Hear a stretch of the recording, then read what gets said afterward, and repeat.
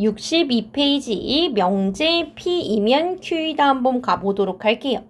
자, 두 조건 P와 Q로 이루어진 명제 누구 P이면 Q이다를 다음과 같이 기호로 나타낼 때 P를 가정, Q를 결론이라고 이야기를 하겠다라고 하는 거죠. 한 번 더 보도록 할게요.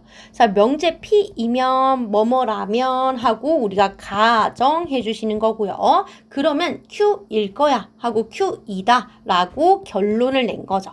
그렇기 때문에 우리 P를 가정이라고 이야기를 할 거고요. Q이다의 Q를 결론이라고 이야기하는 거죠.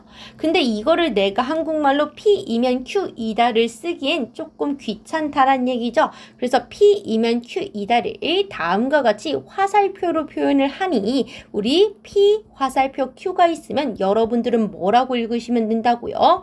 P이면 Q이다라고 읽어주시면 되는 거죠. 그러면 A, B 이렇게 돼 있으면 요런 A이면 B이다 이렇게 읽어주시면 되고 앞에 있는 아이를 우리가 가정, 뒤에 있는 아이를 우리가 결론이라고 이야기를 해주시면 된다라는 이야기가 되겠습니다. 자, 실제로 교과서에서도 이런 문제를 많이 물어보는데 보도록 할게요. 예를 들어서 자, 명제에 x는 1이면 x 플러스 3은 4이다라고 되어 있죠. 그때 교과서에선 뭐라고 하냐고 가정과 결론을 이야기하세요 라고 되어 있어요. 그럼 가정 뭐라고 주시면 돼요? 이면에서 한번 끊어서 x는 1이다 라고 써주시면 되고요. 결론 여기서 한번 끊어서 x 플러스 3은 4이다 라고 해주시면 되는 거죠. 그래서 요게 첫 번째 조건이고 이게 두 번째 조건인데 얘를 뭐뭐이면 뭐뭐이다로 이어서 다음과 같이 x는 1이면 x 플러스 3은 4이다 라고 이야기를 하게 된 거지요. 그래서 가정과 결론을 쓰라는 문제가 교과서에 있기 때문에 이렇게 다음과 같이 쓸 줄도 아셔야 돼요. 자, 근데요, 얘네들을 가정과 결론을 찾는다고 다 되는 게 아니라 이제 뭐 할 거예요? 그 가정과 결론에 대해서 이 명제가 참인지 거짓인지를 한번 밝혀내 볼 건데요. 그거는 어떻게 밝힐 수 있느냐? 다음과 같이 밝힐 수 있다라고 하네요. 자, 그래서 여기 봐주시면 되는 거죠.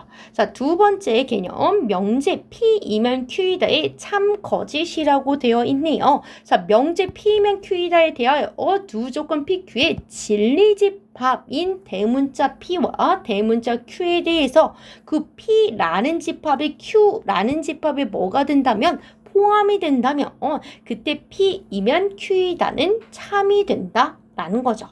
반대도 가능하대요. P이면 Q이다가 참이면 왜 참이었겠어요?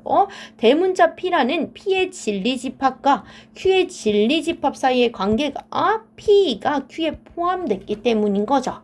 라는 거죠. 자, 그러면 위에 있는 거 다시 한번 갖다 볼까요? 우리 명제 x는 1이면 x 플러스 3은 4이다 라고 되어 있는데 이 아이를 P, 이 아이를 Q라고 한다면 각각의 진리집합은 P는 1이라는 원소 단 하나를 갖고요. Q라는 애도 실제로 계산까지 진행을 해주시면 1이므로 Q라는 아이도요. 진리집합이 1단 하나네요. 그럼 Q라는 아이가 P라는 아이를 포함을 하고 있죠. 또는 P라는 아이가 Q한테 포함이 되고 있으니 이 아이는 뭐라고 할 수 있다고요? 참이다 라고 할 수 있다라는 거죠. 그러면 어떤 경우는 거짓일 거래요? 반대로 P가 Q에 포함되지 않으면 P이면 Q이다가 거짓이고 그럼 반대로 거짓이면 왜 거짓이었다고요? P가 Q에 포함되지 않았기 때문이라는 거죠. 한번 예제를 통해서 보도록 할게요.